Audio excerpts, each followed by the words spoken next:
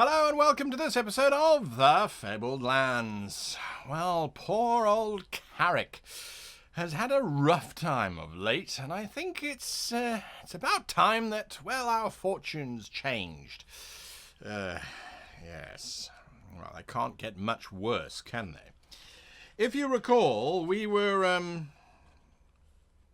trying to get to somewhere. We were trying to get to Yellowport, trying to get back to our origins and our money and our equipment, basically, because we've been reduced down to virtually nothing, which I think sucks pretty much. So we were in, we were in the Endless Plains, as you can see behind me. So without any further ramblings, let's see if we can get Caric home and equipped.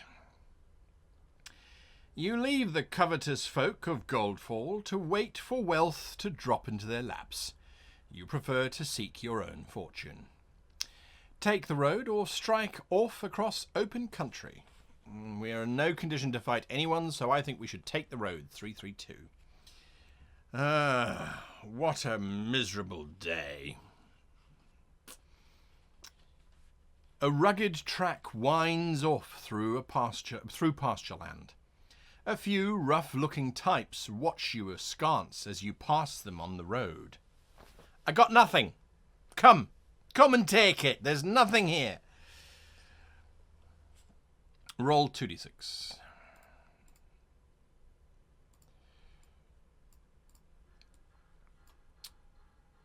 3. Devout priests, 525.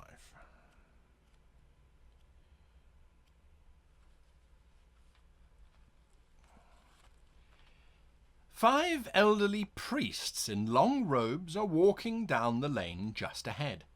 Catching up, you ask them where they are bound.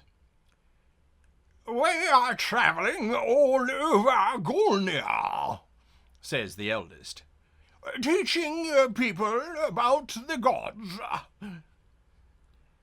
You must have met some strange sorts in your time, you ask. He nods. Indeed.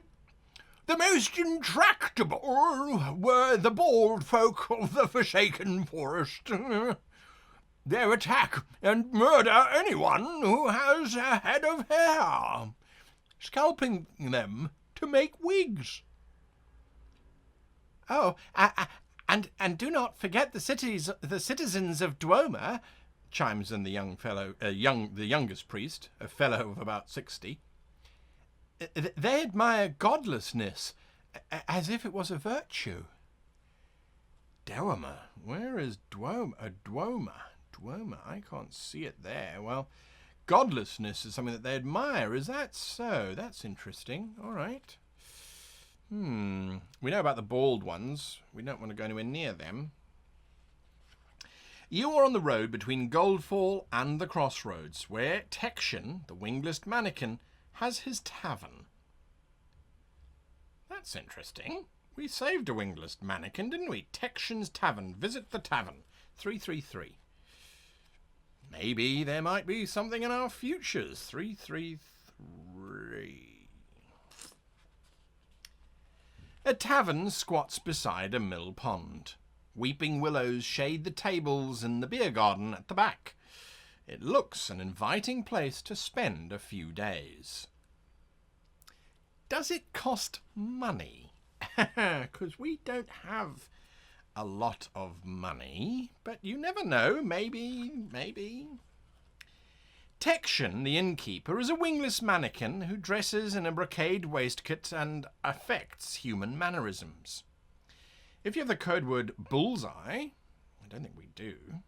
Nope. If not, 610.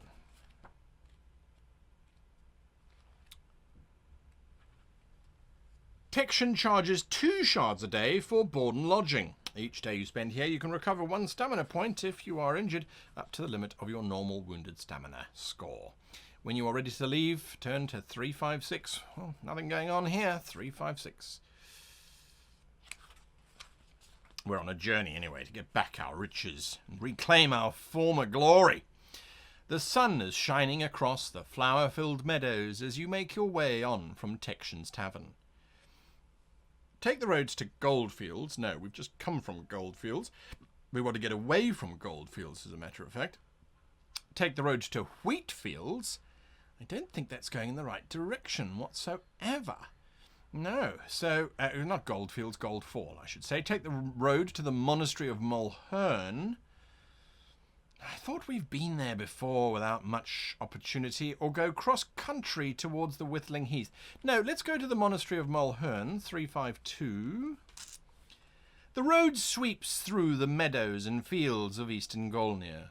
In places it is in dire need of repair. A peasant leaning on a turnstile tells you that a man once fell into one of the road's flooded potholes during the rainy season. He was drowned, he was! Very deep pothole, that. Yes, very deep, very deep. Dangerous, dangerous. You got to watch out. Very dangerous, yes. Roll 2d6 and see what happens. The Wizard Estragon, 717.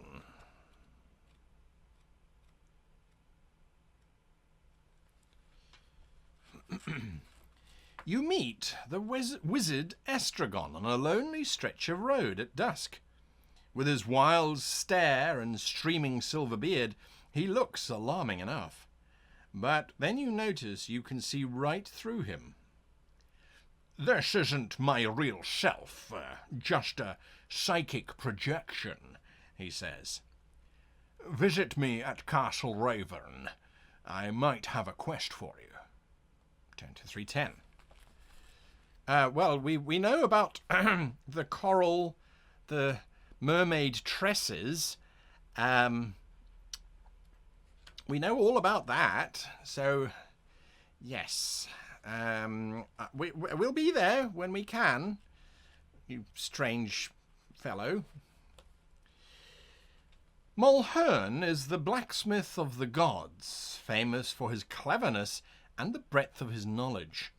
Here at the monastery, his most devout adherents live an austere existence, striving to honour the god through a regimen of hard physical labour combined with academic study. If you're injured, this is a good place to rest and recuperate from your wounds. Well, we can stop off at the Monastery of Mulhern. I don't see why not. To gain admittance, you must make a charisma roll against a difficulty of 10. It's me, Caric. I don't have half of the things that I norm. Well, it's me. Just trust that it's me. 6 plus charisma of 6 gives us a 12. The DC was 10, so we get in 28. Here you can rest and recuperate if injured, join the devotional rituals, or simply travel on to your next destination. Well, we're not injured. I think we should study at the monastery. Let's try that. 763. 763. 763. You spend weeks in meditation and study.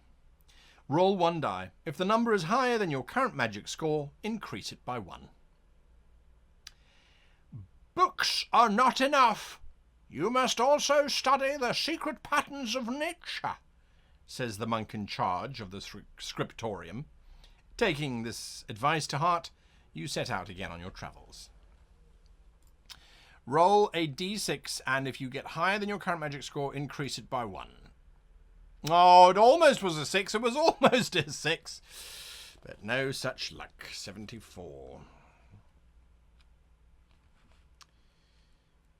Leaving the Monastery of Mulhern behind you, you travel on.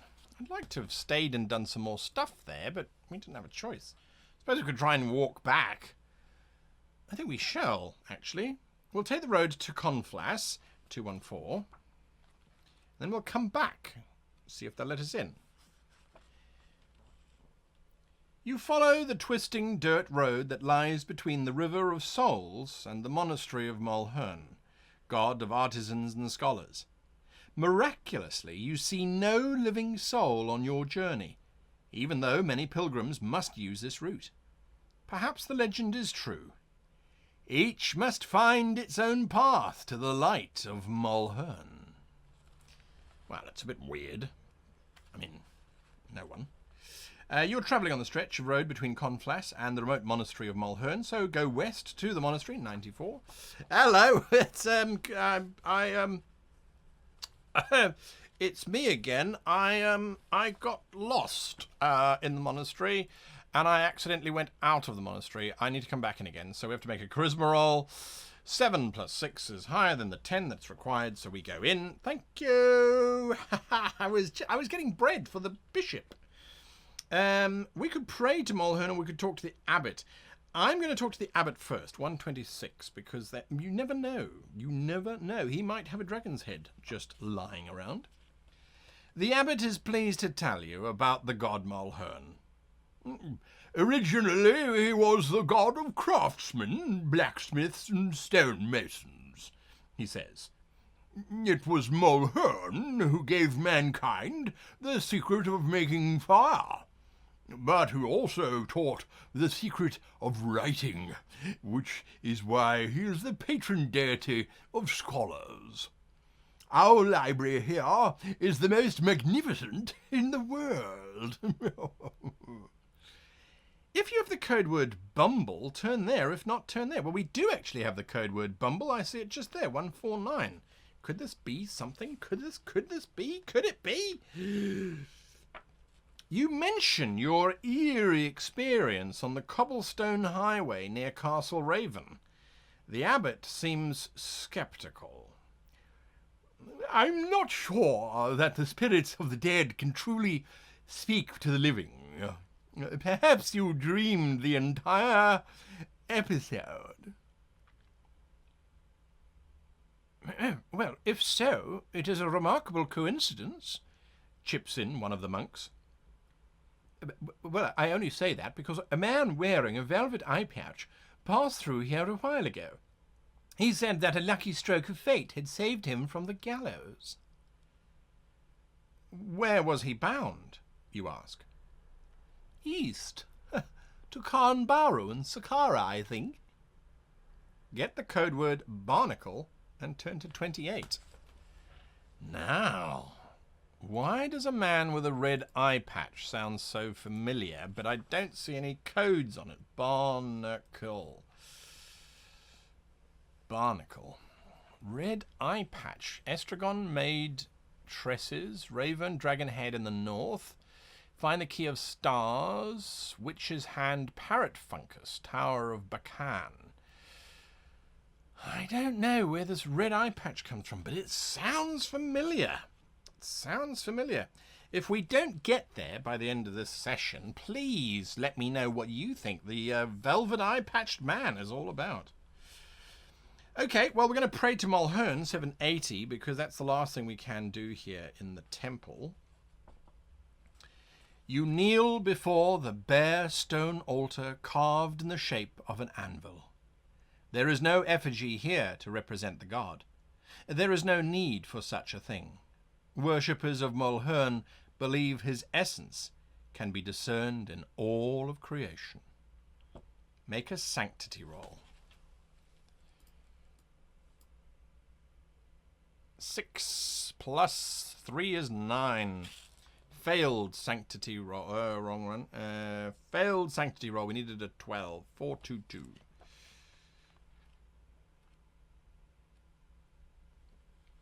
Your prayer is heard by Mulhern, who responds by telling you to travel to far lands in search of lost knowledge. You resolve to set out for the coast at once, there to take a ship for foreign parts.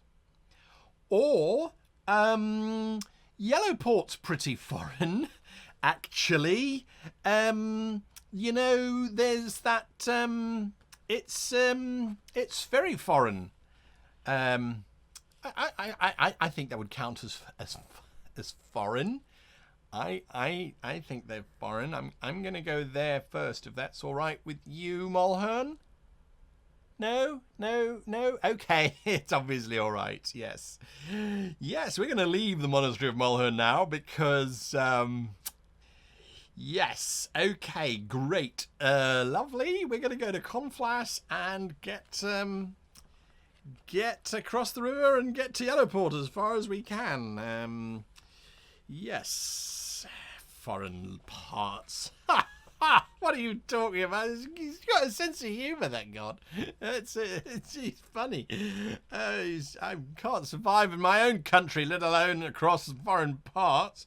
I don't even speak foreign parts. Oh dear, oh dear, oh dear. 306. Gonna take a shortcut, I think. The countryside between the River Grim and the Whistling Heath is dotted with quaint villages where the tavern talk is of elven glades and the pranks of goblins at night. Roll 2d6.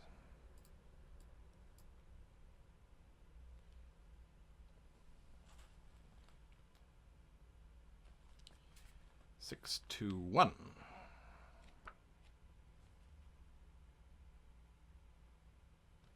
Six, 2, 1.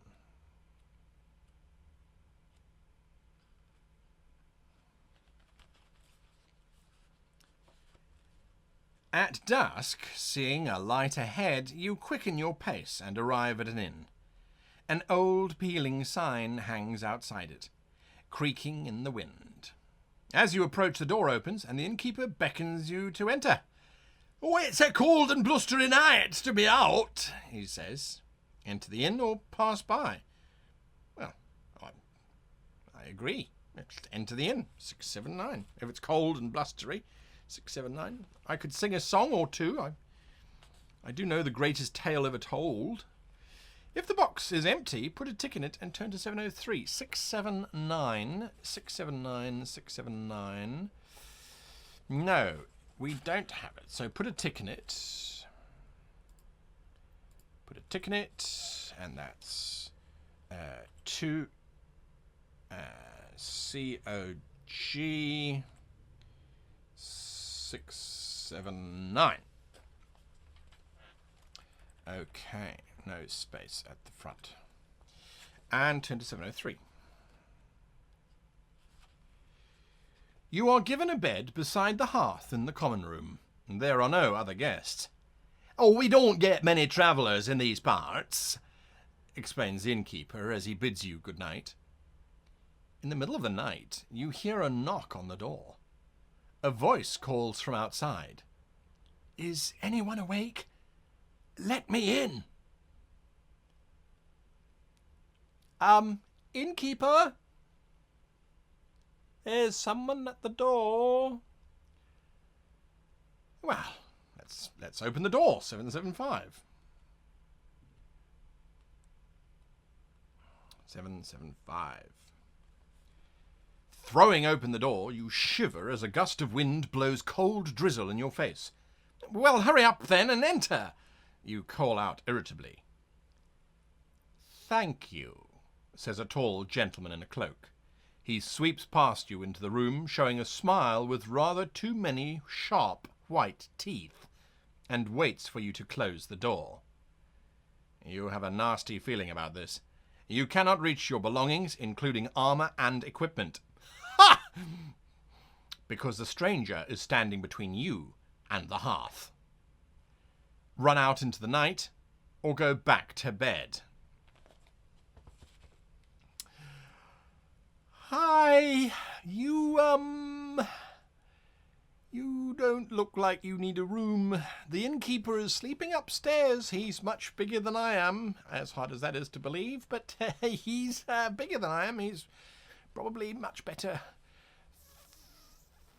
at providing you with dinner, if you take my meaning." Oh dear, oh dear, oh dear. What do we do? What do we do? Going back to bed. Well, we've got. I left my other trousers hanging on the line. I need to go and get those before they get dry. I hate dry trousers. It's nothing personal. Good night. Slam. Cross off all money and possessions on your adventure sheet. Oh, I had the pirate captain's head. Oh.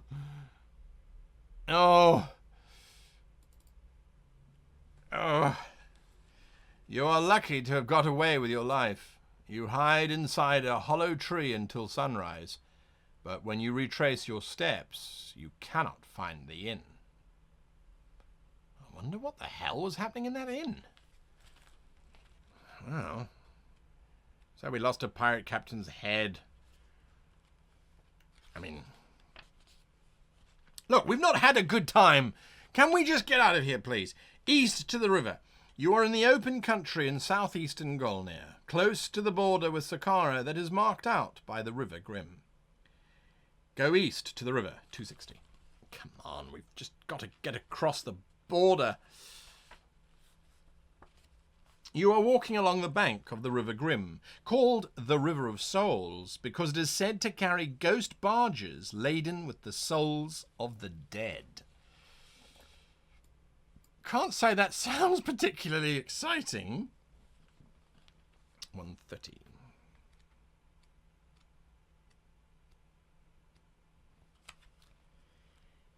Here, on the flat country of southeast Golnir, the River Grim meanders before sluggishly debouching into the swampy delta of the Magwort Fens. Go upriver to Conflas, go over the border to Saqqara, go west or go south into the Fens.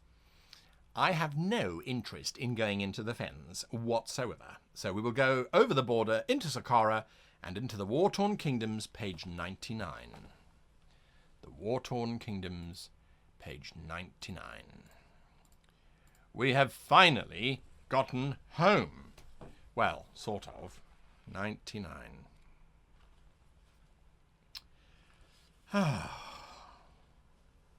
Sure, there was a vampire of some kind. You are on the east bank of the River Grim, a great, powerful river which rushes past towards the sea. You can travel to Golnir from here. Nope. Follow the river north. Nope. Head for the Cursed Moor. Nope. Head for Devil's Peak. Nope. Go south to the mouth of the river. Nope. Or go to Moloch City. Yup. Moloch City is a huge, sprawling metropolis, enclosed in a fortified wall said to have been built 1,000 years ago by the ancient Shaddar Empire. It is the capital city of Saqqara. Moloch City, once known as Sokar until General Grieve Moloch led the army in bloody revolt against the old king, Corin VII, and had him executed. The general renamed the city after himself. It is now a crime to call it Sokar. The general lives in the old king's palace and calls himself the Protector General of all Saqqara. Whereas the old king was corrupt, the general rules with an iron fist. Some people like the new regime, others are royalists, still loyal to Nagarin, the heir to the throne, who has gone into hiding somewhere. Outside the city gates hang the bodies of many dead people. Labels around their necks read, "Rebels, executed by the state for the good of the people." You'd best behave yourself if you don't want to end up like one of them, grates a guardsman, nodding towards the swinging corpses as you pass through the great eagle-headed gates of Moloch City. Okay, well, we don't really want to be here until we've got our equipment from Yellowport, so I'm going to go to the harbour. Oh, we've got no money. We are going to not do that. We are going to head east to Trefoil, 377.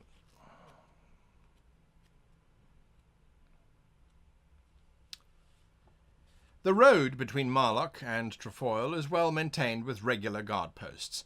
The Saqqarans are nothing if not efficient. Roll 1 dice. A 4.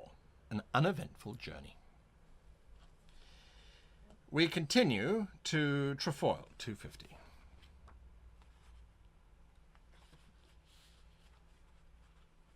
The city of Trefoil is a terrifying vision of apocalyptic destruction.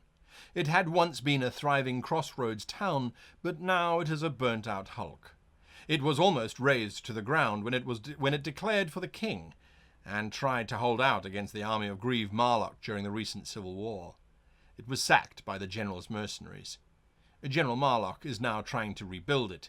Craftsmen are hard at work everywhere. If you have the code word amends... Nope. and want to visit Oliphant the Wizardly, turn there. Otherwise, there is nothing here but ashes and rubble. Take the road to Yellowport, 233. 233.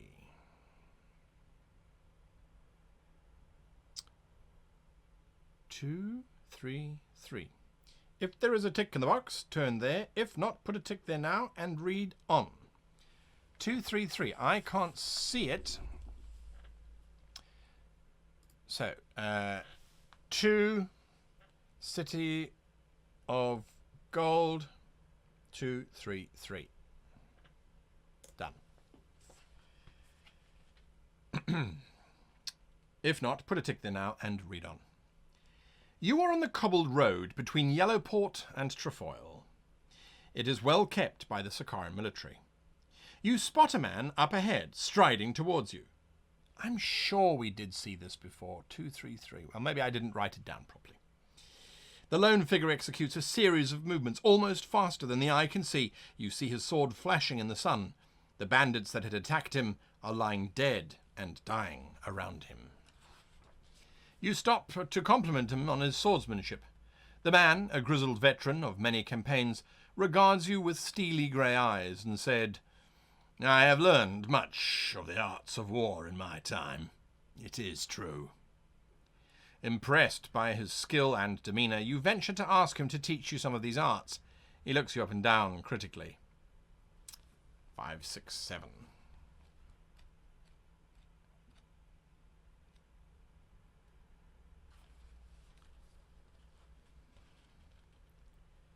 You're not worthy, he says gruffly, and walks on without a backward glance. If I had a sword, or anything, I would show you I am more than worthy. But I don't, so you just carry on there, you barbarian.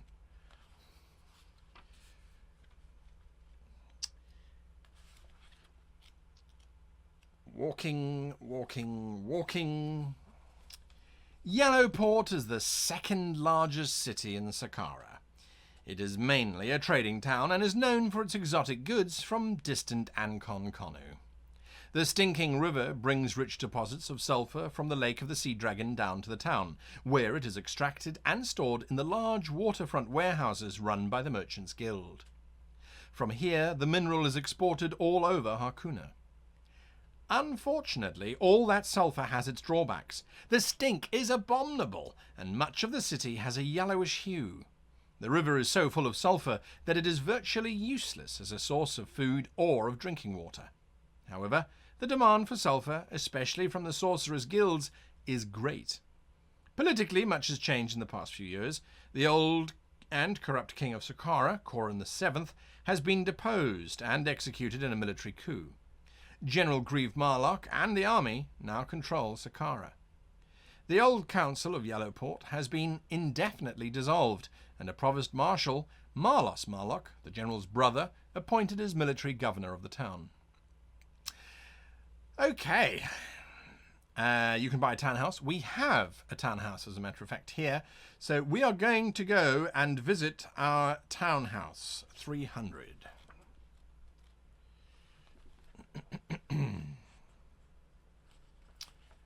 Right, roll 2d6.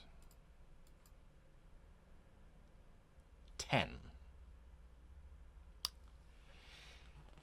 You can leave possessions and money here to save having to carry them around with you. You can also rest here safely and recover any stamina points you have lost.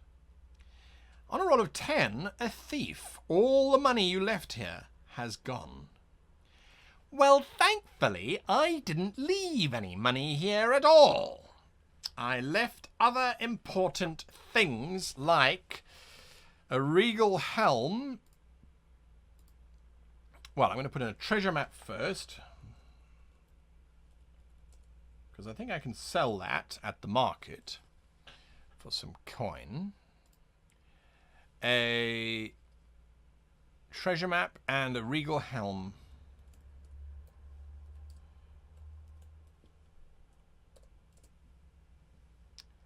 And that gives me defense plus 3.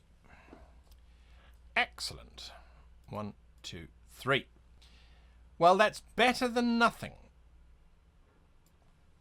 I would say. War-torn Kingdom, 200. Okay. Right. Good. Life is not so bad. Visit the market, 30. We'll raise some capital as a... Or we could go and get the 500 out of the investment amount, but I don't think... No, we do have to go back to the Forsaken Forest, don't we? So we need that treasure map because we need to find the Key of Stars, which was supposedly down below the forest. All right. So let us go then instead to the Merchants Guild, 405.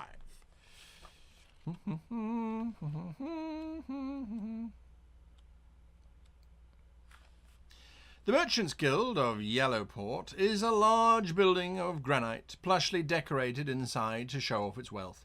Here you can bank your money for safekeeping or invest it in guild enterprises in the hope of making a profit. You hear that the guildmaster is looking for adventurers. Well, we're going to check on investments, which is 355.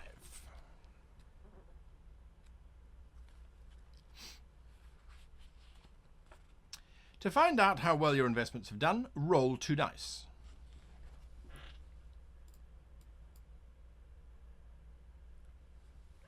4. Oh boy. Add 1 to the die roll if you are an initiate of 3 fortunes. Nope. Add 1 if you have the code word almanac. Yes. So that's 1. Add 2 if you have the code word brush. So that's +3. And add 3 if you have the code word eldritch. No. So our total was 7.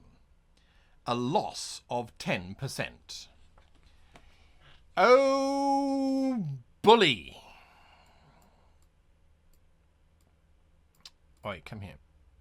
So that's 450. Wonderful. Great.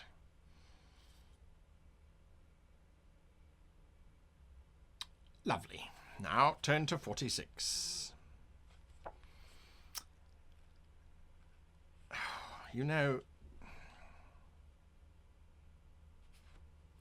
lose the code words almanac, brush, and eldritch if you have them. Yes, because brush and almanac. Because I was going to just circle back and try and get all of that money back again. Okay, so you can invest money in multiples of 100 shards. The guild will buy and sell commodities on your behalf using this money until you return to collect it. Don't forget that you can lose money as well, mutters the sullen merchant. Write down the sum you're investing here or withdraw a sum invested previously. I am not a gambling man, so I'm going to take it all back, thank you very much. Because now I can go to the market and buy stuff of importance, unlike this foppery, 405, this money laundering nonsense thing. We're going to visit the guildmaster first. Not to complain, I was warned that there was a risk. So fine, a risk. Oh yes, acid, 543.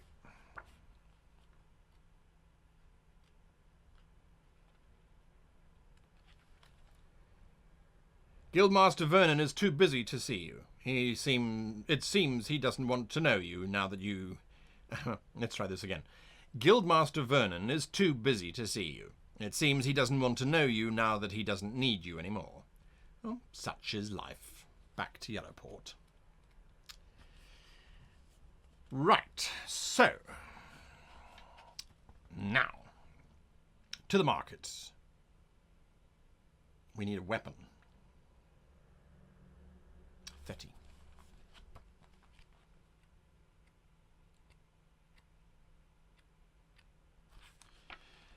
What is the best weapon we can buy here? Combat +1 for 250 shards. I think we're going to have to take it. I don't see us as having much better option, a sword of +1. I don't see us having much choice in the matter. I don't. I hope you agree with me. Then I think back on all the things we had and how it's all gone. All right, climbing gear. We're going to add that.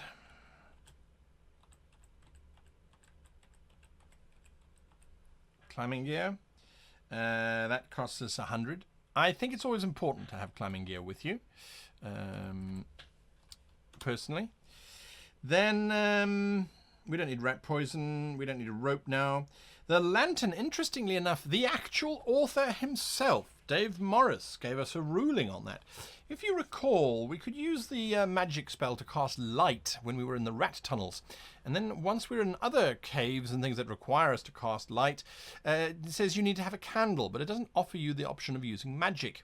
We spoke with Dave and he said, well, as far as he's concerned, if your magic is over a certain number, or if you're a wizard, you should be able to cast light, the very basic spell. So I think the idea was that if it was over 5 or over, it meant that you were a fairly skilled magician and you should be able to cast light. So I'm going to go with that. He's offering to sell us he will buy that map for 150 shards, but like I said, I think we have to go back there to return the Key of Stars if we ever find them. So I think that we're just going to keep that. So that's it for our shopping. I don't know if we ever wandered around the city by day. Let's just take a casual stroll and see what we can find. 302. You can explore the Poor Quarter, the harbour area, or the area around the palace. Let's go to the area around the palace, 277. A patrol of militiamen, mercenaries in the pay of the dictator, General Grieve Moloch, stop you in the streets. They decide you will be arrested unless you pay 15 shards as taxes. If you refuse or don't have 15 shards, if you hand over the money, cross it off of your box or pouch and then return to 10. I hate this town. I hate it. I hate it. I hate it. I hate it. I hate everybody in it. I just hate it. Oh boy. Oh boy. Oh boy. All right. Well, let's explore the city. 302. I mean, we've got nowhere to go and all the time to get there. Let's go to the harbour area. 587.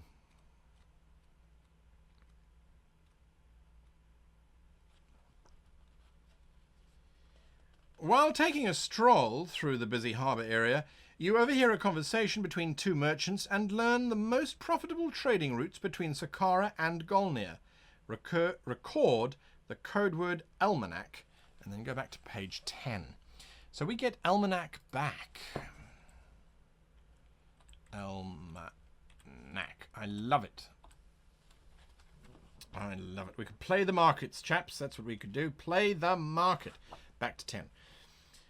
All right, explore the city by day, 302. Did we do this? I don't know if we did. 302.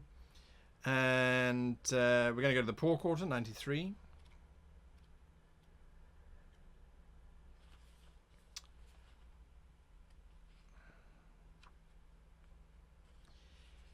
If you have the code word Azure, turn there, 359. 359.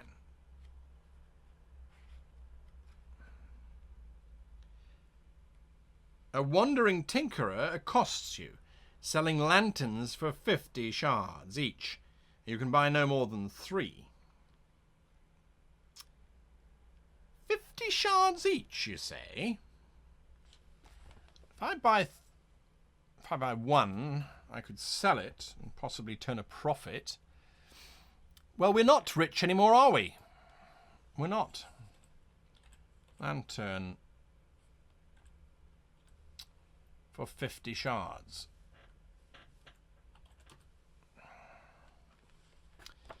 We'll go there. We'll go to the market, page 30. I think lanterns cost 100, so lanterns sell for 90.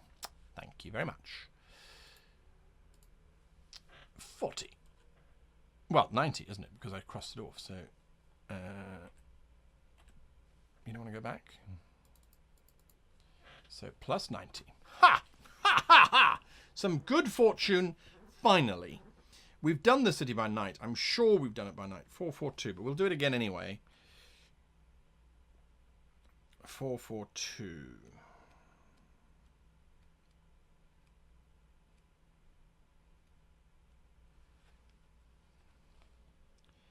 You set out to explore the city of Yellowport at night, unwholesome though it is with its reeking air and dusty ochre streets. Head for the rough part of town, head for the wealthy area, or explore the merchants' storehouses. Let's go to the rough part of town first, get this over and done with. 21. While making your way through the back streets of the poor quarter, you are set upon by a knife-wielding thug who is intent on relieving you of your purse. If you don't want to fight him, you can try a charisma roll at difficulty 8 to try to talk your way out of this unpleasant situation. If you succeed, the thug leaves, confused by your rhetoric. Otherwise, you can beat the thug up. And that is exactly what I'm going to do. You have picked on the wrong man this day. So that is 16 attack against this poor thug, who only has a defense of 7, so that's 9 damage to him. He drops instantaneously. If you defeat him, you find 15 shards on his body. With impunity, I take it. Ha! Take that, you scoundrel. You lowlife, you preyer upon people who are innocent. I have defeated you. Let's go and explore the merchant storehouses. 265.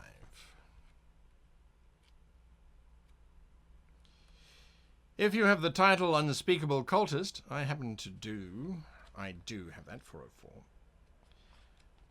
One of the cultists of Badagor, the Unspoken, is feigning distress in the hope of luring a sacrificial victim for dinner.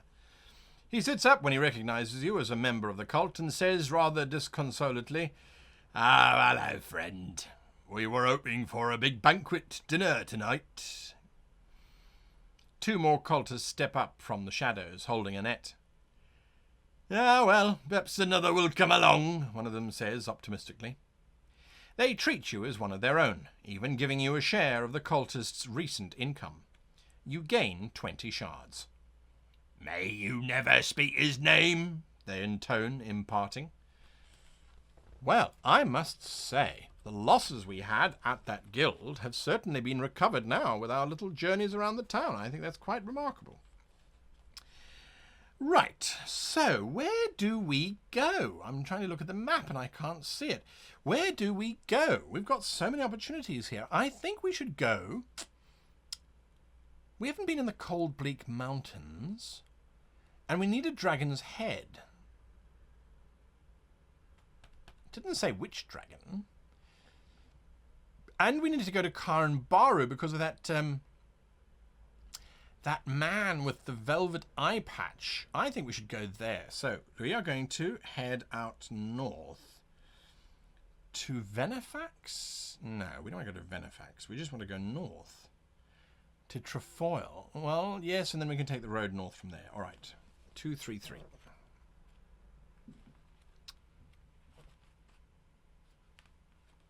If there's a tick in the box, yes there is, 412. Dum-de-dum-de-dum. I'm feeling a bit more optimistic now that I've got better armour on, and we've got a sword, so we're okay. You are on the cobbled road between Yellowport and Trefoil. You meet a few merchants and pilgrims, but all in all, it is an uneventful journey. Head to Trefoil, 250.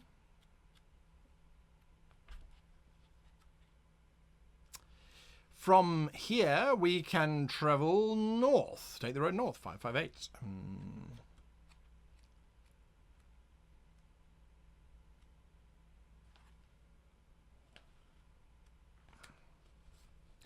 You can join the much-travelled road that connects Trefoil and Karenbaru. The traffic mostly consists of convoys of troops and supplies. 387. You are on a road between Karenbaru and Trefoil. You come to the Weary Pilgrim Tavern, a way station between the cities. The tavern costs you a shard a day, and each day that you spend here you can recover 1 stamina point of injured, up to the limit of your normal and wounded stamina score. If you want to spend 3 shards buying drinks all round so you can glean rumours, turn there, otherwise you can leave. I think we've already spent the money here gleaning rumours. So we're going to go north, 347.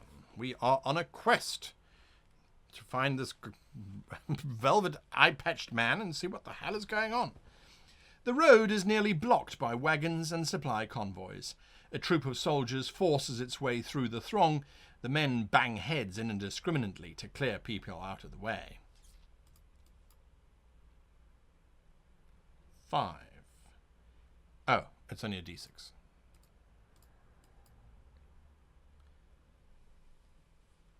North to Karenbaru, 400. We've only been here once before, I think, so this is quite exciting. Karenbaru is a medium-sized town that acts as a way station between the citadel to the north and the rich towns of the south. It is a garrison town. Many supplies, arms and soldiers move through Karenbaru on the north-south trail. Shops, traders, temples and the like have sprung up here to serve the needs of the military.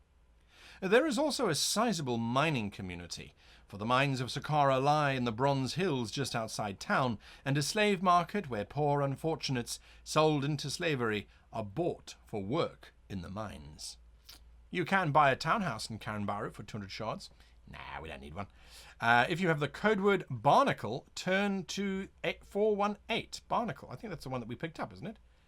Barnacle, yes, 418. Who is this mystery man? You have heard that the man with the velvet eye patch should be in Karenbaru. If you want to search for him now, turn there. Well, yes, we do. 117. Who are you? Are you my father? No, you can't be my father. There are several people with eye patches, but none with a velvet one.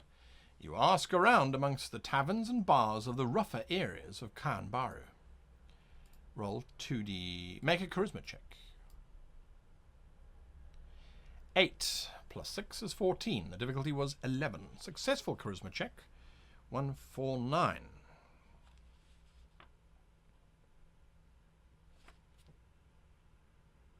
Make a charisma roll at difficulty 11. We did that.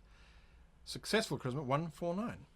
A man accosts you as you are leaving a tavern. His breath reeks of rotting teeth, and his ear has been cut off. The mark of a man punished for piracy. Give me 10 shards and I'll tell you what you want to know. Oh my God. Well, take 10 shards, please, please, please. I have no interest in talking to you any longer than I absolutely have to. 533.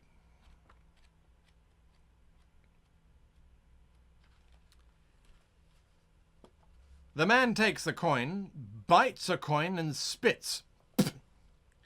Satisfied, he says, "The witch's cauldron. That's where you'll find him." Later, you find the Witch's Cauldron Tavern in a maze of back streets. Looking through a window, you spot a man with a velvet eye patch sitting at a table, eating a meal. Walk in and challenge him, or ambush him when he leaves. I don't remember why was this so important?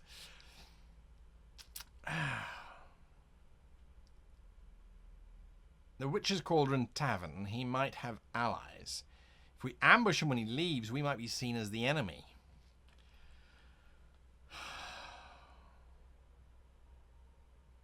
Walking in and challenging has never done well for us in the past, but if we ambush him when he leaves, he might get away.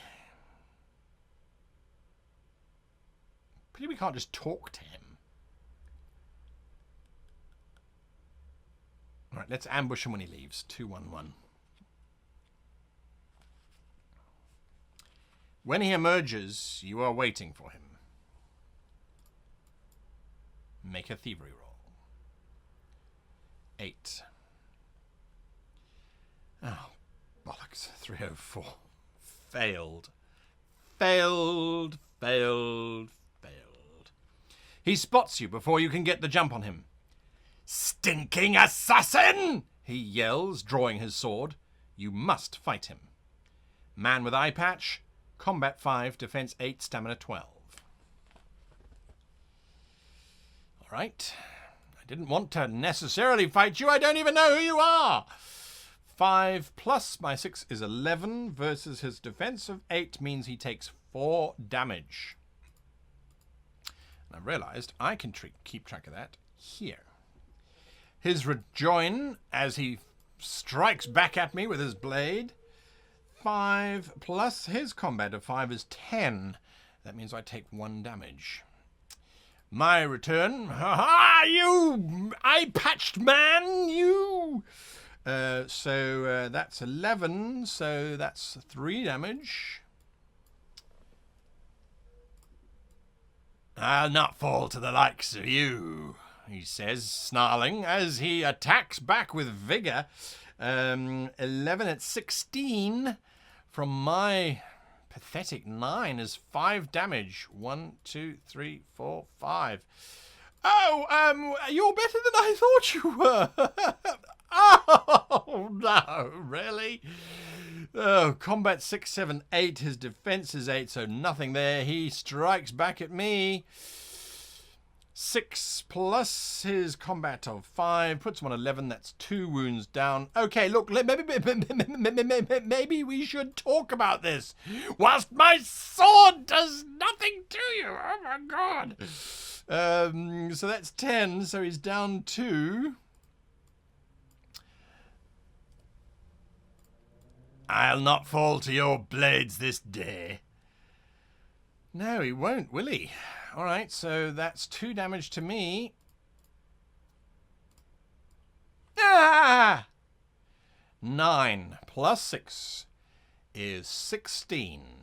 15. 15. From his defense of 8 is 7. He drops. And I realize I could have re-rolled my combat there, but I didn't think it was necessary. If you win, turn to 92. Who was this man? He falls dead at your feet. Searching him, you find 25 shards you can take if you wish. Yes, I wish it. Then you flip up his eye patch. Nestling in the eye socket is a sparkling gem. A flame opal. You pluck it free. Note the flame opal eye on your adventure sheet and lose the code word barnacle. Okay. Flame opal eye.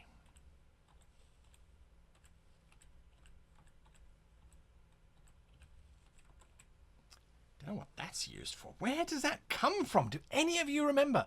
I'm searching my brains for this, but I cannot, for the life of me, think. You hurry off before a patrol arrives. I have no idea where that comes from. Okay, well, good. So, visit the Merchants Guild, visit the marketplace. Visit the Temple of Turnai. No, we're still... Oh, visit the Temple of Lacuna. 615. 615. Lacuna is the goddess of the moon and of the wilderness. She aids hunters and woodsmen and travellers in the lost places of the world. Her temple here is a long hall of oak, covered in vines and plants of all kinds. Inside, flowers fill the air with a pure and clean scent. Do we have a blessing? I don't think so. So let's seek a blessing. 482.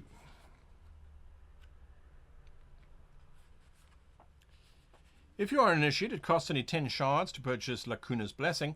A non-initiate must pay 25. Cross off the money and mark scouting. So we get to remake a scouting roll. I think that could be useful. So 10 shards is not bad. I don't think. And we now get to add scouting. Reroll. I must remember to do these. I think I forgot a sanctity roll before. Okay. When you're finished here, turn to 615.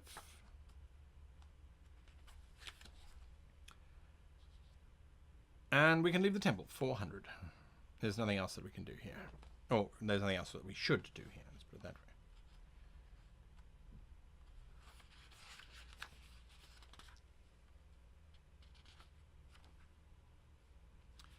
Okay, well, now we can go into the cold, bleak mountains.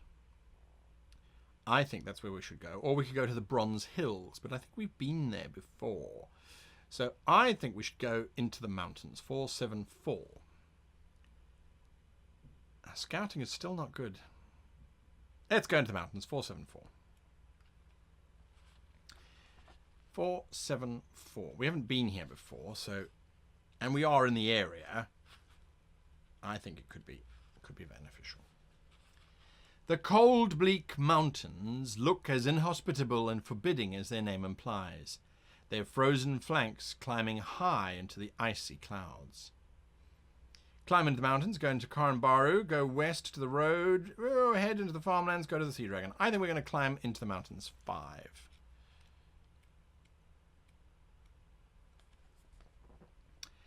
It is a tough climb upwards, but not impossible. If you have some climbing gear, turn there. If not, make a scouting roll. Well, we do have climbing gear. 652.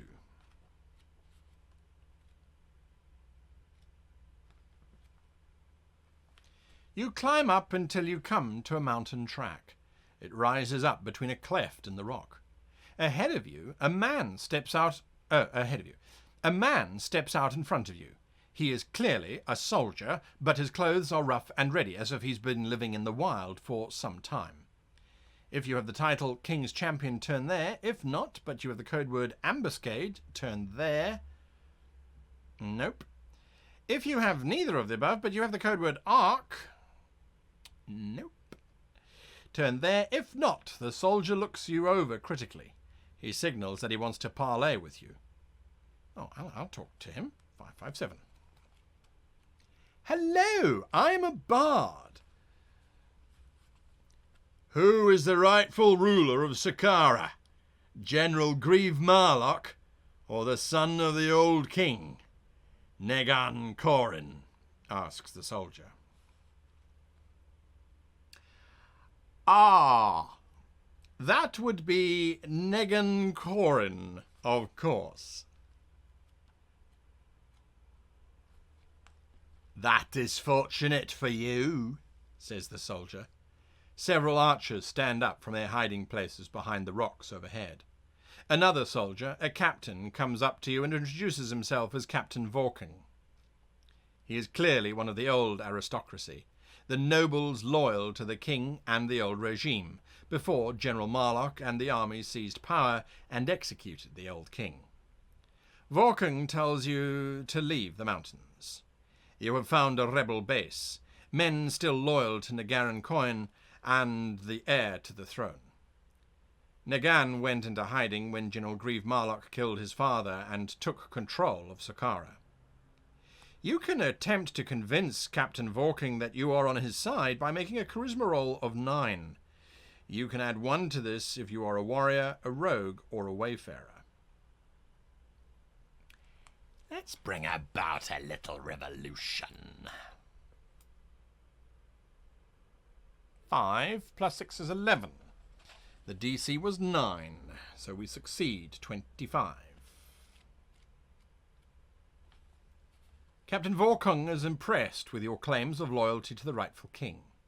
He decides you might be useful to their cause, and you are led, blindfolded, through a secret pass to a mountain stockade. King Nergan gives you an audience in a makeshift throne room. He is a young and handsome man who seems committed to his country. He leads you aside into a private chamber. I have need of one such as you, he says. Yellowport groans under the yoke of Governor Marlos Moloch, the brother of General Grieve Moloch. If If you can get into the palace at Yellowport and assassinate Marlos, I will be eternally grateful. If you have the code word artery, which we do not, turn there immediately. Otherwise, if you wish to accept the mission to kill the governor of Yellowport, record the code word ambuscade. When you are ready, the king wishes you well, and you are led out of the stockade and back down to the foothills of the cold, bleak mountains. There you have it, ladies and gentlemen, friends and foes, I suppose. What are we going to do? The War-Torn Kingdom. Entry 25. That's where we're ending today. What are we going to do? Are we going to become assassins for the king? Or are we going to go and hand him over to the general? It's a tough question, and I don't really know which way Caric would go. Either way, he'd like to make a poem about it, I'm fairly certain. Although, you know what, to be absolutely honest, so far I haven't had very many good experiences under the general. Those taxes that I had to pay and the bad relations with Golner bandits, I think that's the general's fault too, maybe. But maybe I'm not an assassin necessarily. It's your choice. Leave your comments below. Are we assassins? Or are we going to go on our way? Find out again when we return to the adventures of the Fabled Lands next week. Until then, happy journeying in the Fabled Lands.